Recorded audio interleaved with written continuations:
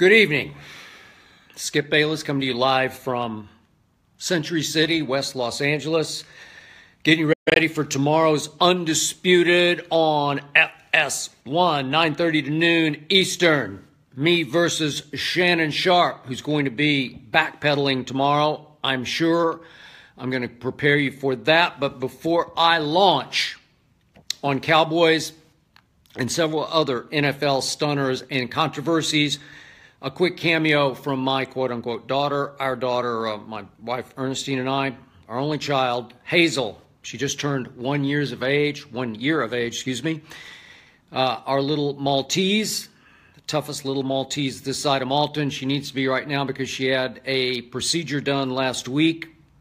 And I probably shouldn't be putting her on Facebook Live, but her mom is she has gone grocery shopping, so it's just the two of us.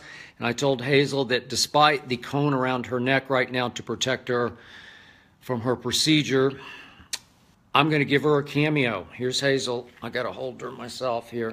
Can you see Hazel with her cone? There you go. Hi, Hazel. Say hi to Facebook.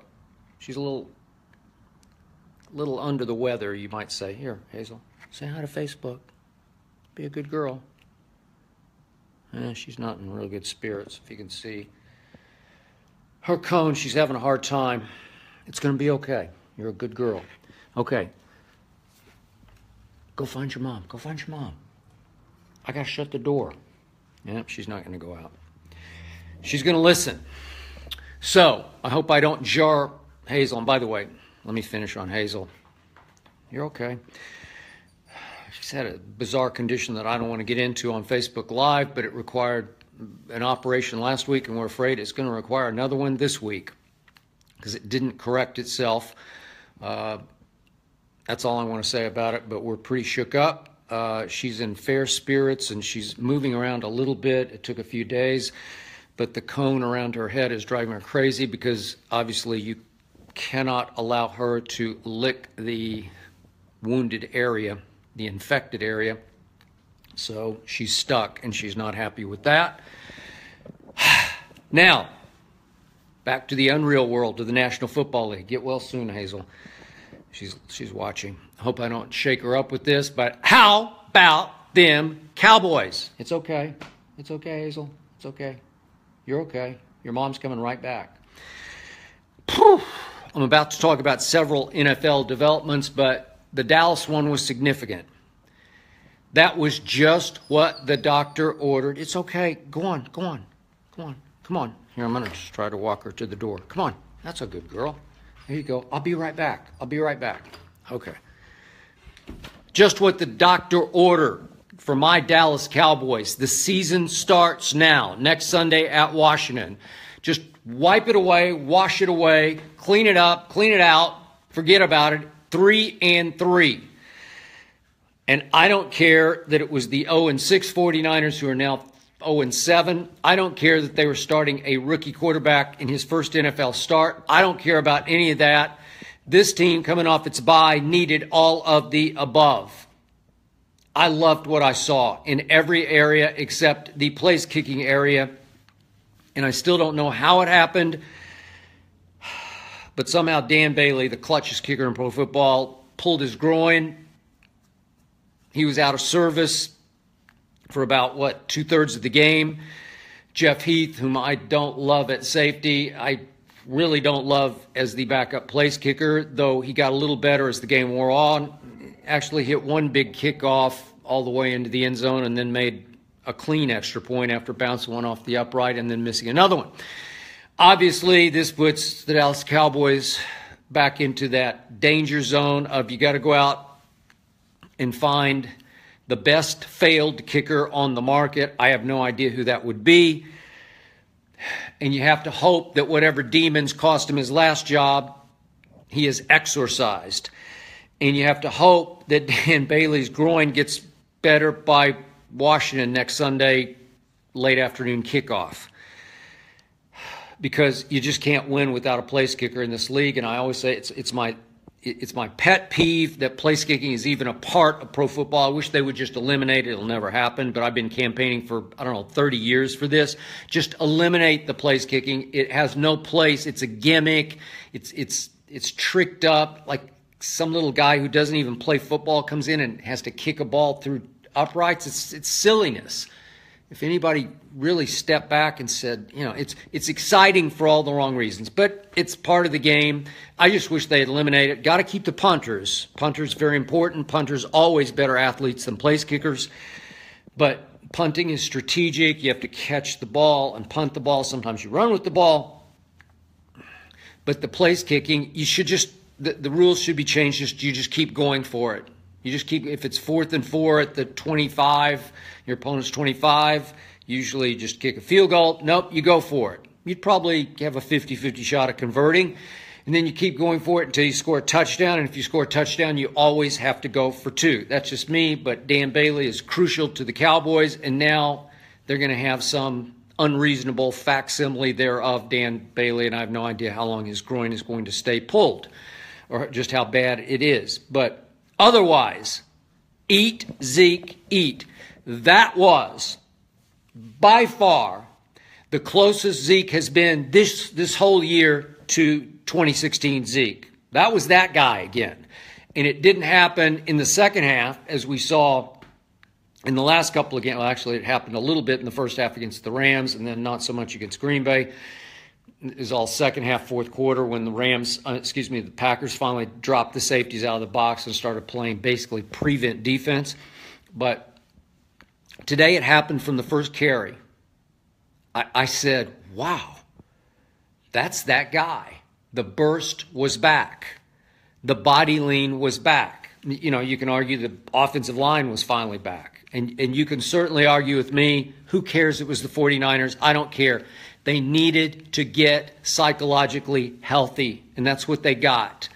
And they needed to keep Dak in rhythm, and that's what they got. And by the way, speaking of running the football, Dak Prescott never gets enough credit. Every time he runs the football, it's for crucial yardage on crucial plays. Big third down, read option, left, what did he gain? 10, 12 yards, first down. Then he made the great dive for the first down with the one hand over Eric Reed. And then he had the quarterback draw for the touchdown. He is such an effective runner of the football at 240 pounds. And I wish they would utilize him a little bit more, because defenders seem to bounce off of him. And he didn't get sacked, and he made some nice throws, the best of which was to Jason Witten. Are you watching Shannon Sharpe? I think you're a closet watcher of this Facebook Live that I do, because you seem to know what I say, but then you say you have no idea that you don't watch. So I know you're watching right now, Shannon Sharpe, and I am talking to you. Jason Witten is a stud. He is the pillar of the Cowboy locker room, and frankly, the leader of the offense along with Dak. All he does is make big plays, and all he did was a one-hand snatch today in the back of the end zone on a perfect throw from Dak Prescott. It was a sweet touchdown. Jason Garrett can still move. And no, Shannon, right now, at your advanced age, not quite in the physical condition you used to be in, not in nearly the shape that I am in. I can show you a little bit here, but we don't have time for that. Not nearly in the shape that I'm in. There is no way that you, Shannon Sharpe, could outrun Jason Witten, as you continually suggest or vow that you could, guarantee that you could, on Undisputed. I would love to see, I would pay to see that match race, because I think you'd get smoked even by Jason Witten. Both Chris Carter and Shannon all last year just used to ridicule Jason Witten, and he is such a valuable piece of this offense. He is such a leader, such a cornerstone, and big play by Jason. It felt good. Finally, they got Dez after an early drop that just drives me out of my mind. They got him a little bit back in rhythm. He caught a touchdown pass, which would be good for his psyche and his confidence. So the offense got well quickly today. And that's what they need. They need to feel good to great about themselves as they go to Washington for a big showdown game. Obviously, Washington's going to play tomorrow night against Philly, at Philly. And then it's a short week of prep for the Redskins to get ready for the Cowboys. And now it all starts. And now I feel not good, but great about the Cowboys, because defensively today, Sean Lee was back. It looked like he got beat up a little bit. He was limping a little bit, but it didn't appear to be the hamstring that kept him out, crucially, of the Rams collapse and the Green Bay collapse in the second half. Obviously, he missed both those games. So I loved him back. I loved the energy and activity of Anthony Hitchens. I'm glad he's back. And the kids out on the outside, Jordan Lewis, Anthony Brown, they just fight you. And finally, the pass rush started to look like a semblance of a pass rush now that David Irving is back in the fold. DeMarcus Lawrence had one huge hit, sack fumble, and all of a sudden, you saw it from all directions. Different pass rushers got a piece. Again, it's just some kid quarterback. He's a little lost out there. But you start to feel good about yourself. You say 5 sacks. You say 3 turnovers, which they have not been creating. All of a sudden, they're creating turnovers on the early punt. And then C.J. Beathard. Things started happening where you're saying, oh, it's contagious. It's a feeling, because this is a loaded football team that just hasn't played up to its talent. And certainly the Sean Lee loss hurt, and everything felt right today. Everything felt like they needed a quote-unquote practice game to get ready for the schedule turning seriously cold with the weather. Because here it comes, and they're ready for it. I loved what I saw from Dallas on all fronts, obviously, except the place kicker's got to be right, or they have to come up with somebody who can make a couple of kicks, because all these games are going to be close. Unfortunately, the next 4 games, they all could be, what is it? I don't have it in front of me, but you got at Washington, you got Kansas City. I'm forgetting the next one, but there's Philly coming up. Oh, it's at Atlanta. At Atlanta and then Philly. It's hard.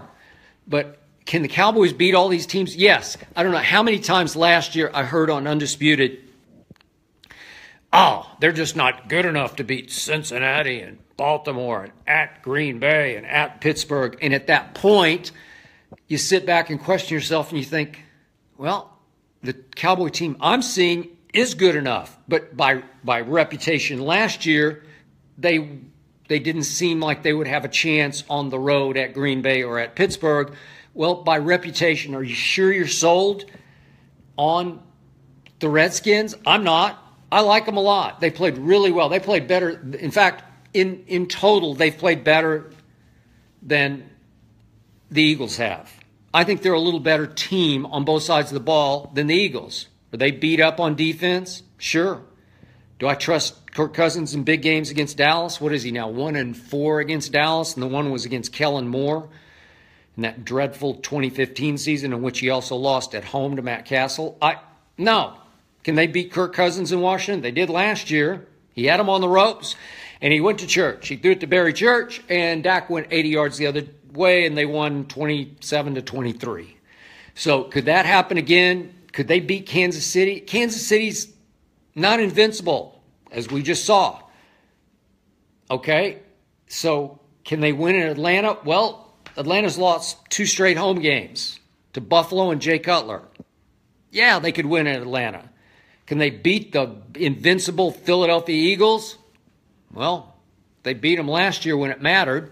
Dak outdueled the soon-to-be Hall of Famer. Maybe he's already inducted. I don't know. Carson Wentz, is he already in? I think he is. I think Shannon already inducted him, as I recall. Anyway, Carson Wentz, he's just the hands-down MVP this year. He's run away with it. Could Dak beat him? I think so. So my point is, it's time for the Cowboys to get on a roll. Is Zeke going to be able to stay eligible through these games?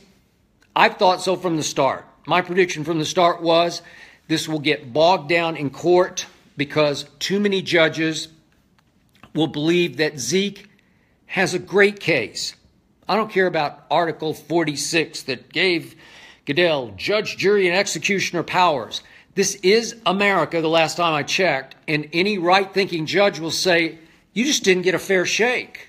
In your appeals hearing, wait a second, the director of investigations for the National Football League is the only person, Kia Roberts, who interviewed the accuser not once, twice, but 6 times, and she testified. She went against her boss, Roger Goodell, and her other more immediate boss, Lisa Friel. Wait, she testified against the NFL and for Zeke Elliott because she wanted everybody to know that she told everybody who would listen to her, accuser not credible, no punishment.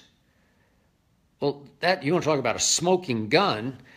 And obviously 2 police departments cleared Ezekiel and said that the accuser was not credible. So judges will listen to this, that he didn't get a fair shake on his appeals process.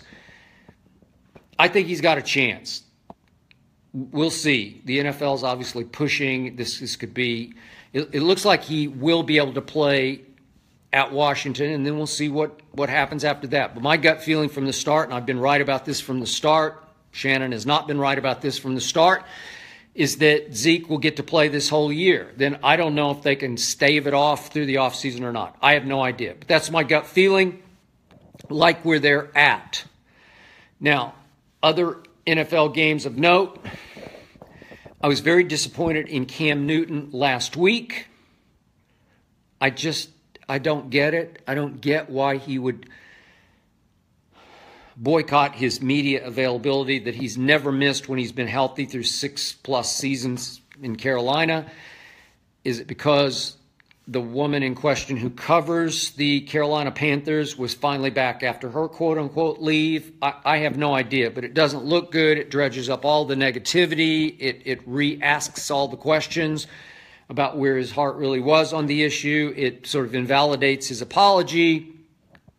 And then his contention that he was actually trying to give her a compliment when he laughed about a woman asking about pass routes.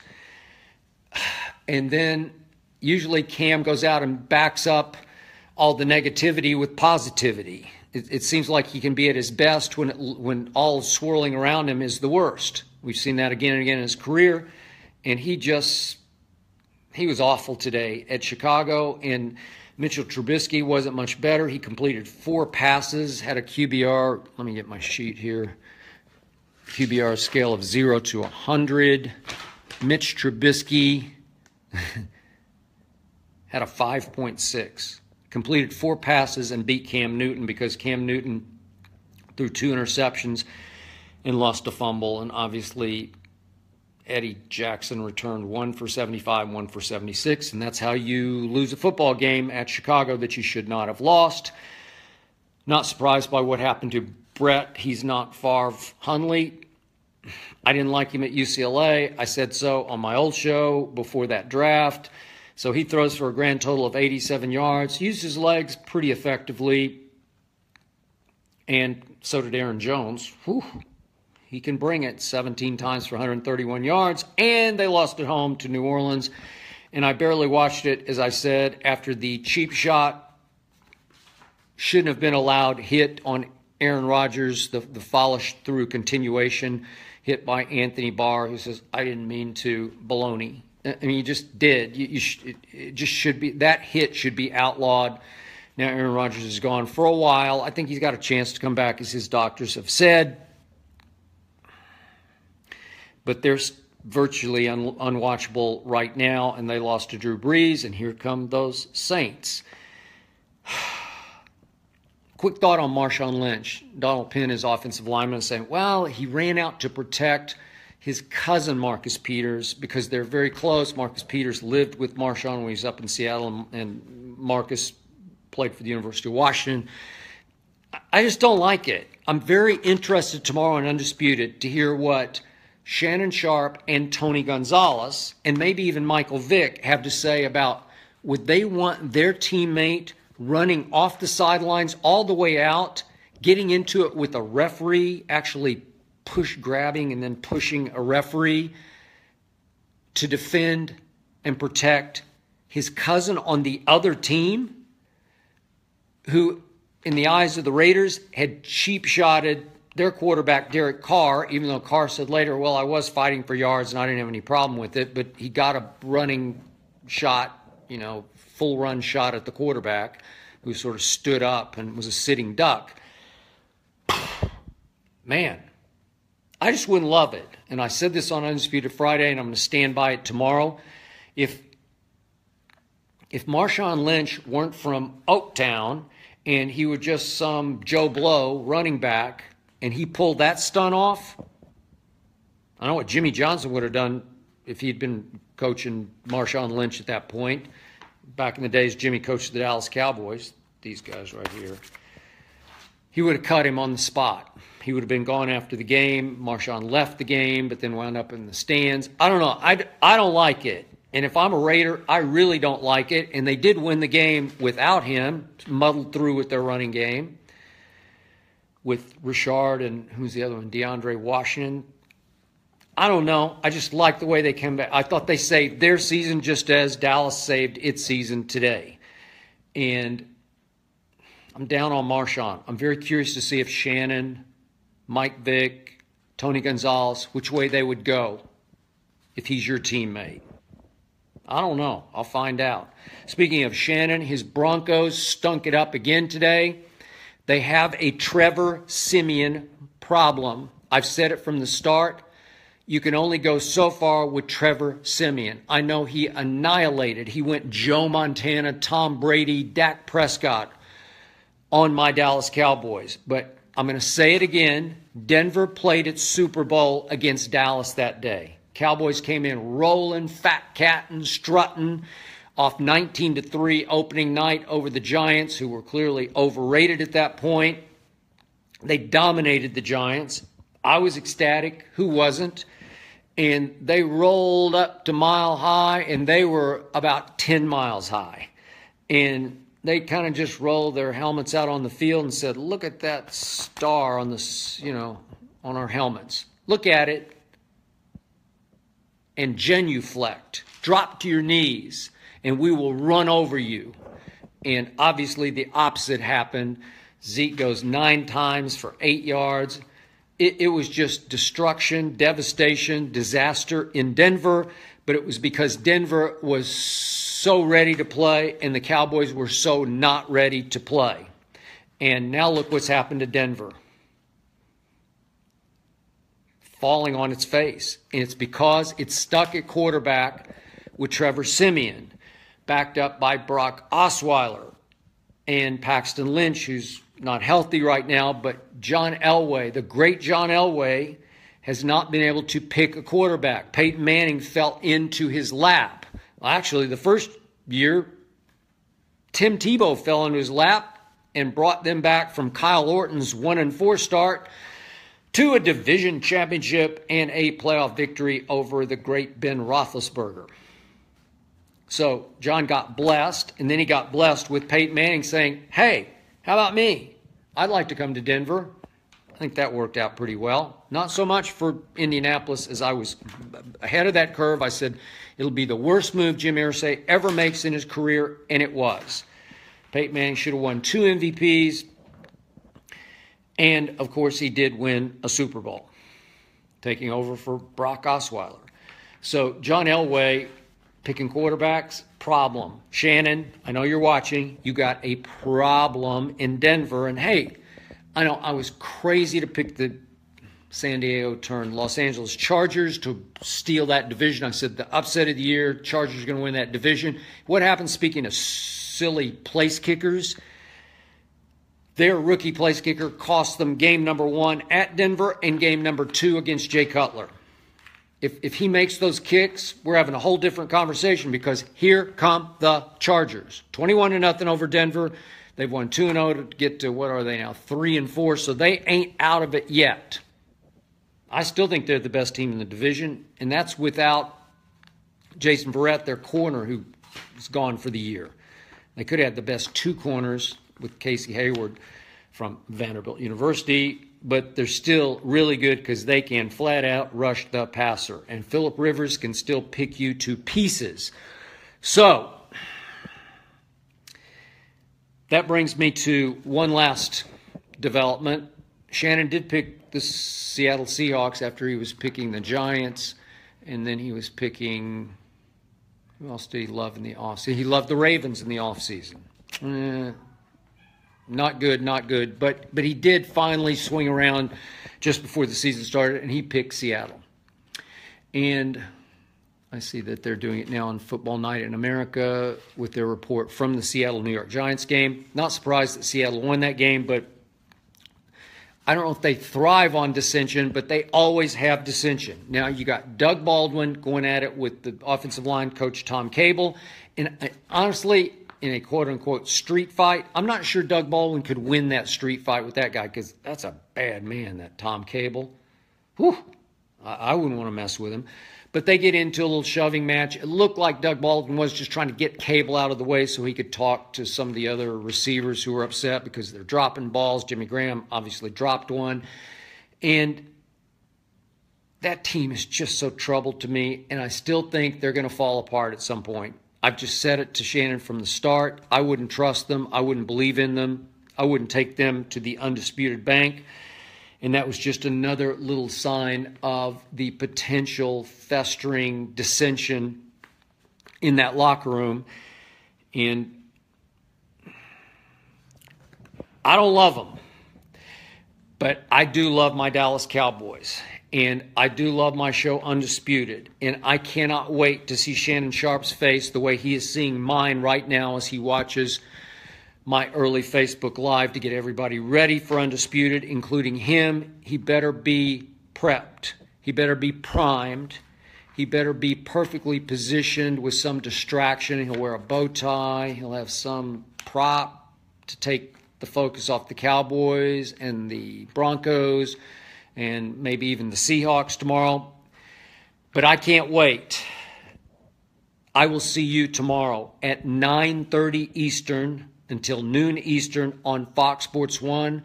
We do have Michael Vick. We do have Tony Gonzalez. I think, I don't take this one to the Undisputed Bank, but I think the Reverend Jesse Jackson might drop by. I know he came in Friday night into Los Angeles, and we were very hopeful we would get him on tomorrow to talk about sort of the state of protests and if they have had any impact, just where he sees all of this heading. I would love to hear the Reverend Jackson speak on that, on Undisputed. And I think he's scheduled to come in. I don't know for a fact, but I can't wait. If you're watching Reverend Jackson, look forward to seeing you tomorrow between 6:30 and 9 on Undisputed on Fox Sports 1. Good night, Facebook. I'll see you tomorrow morning.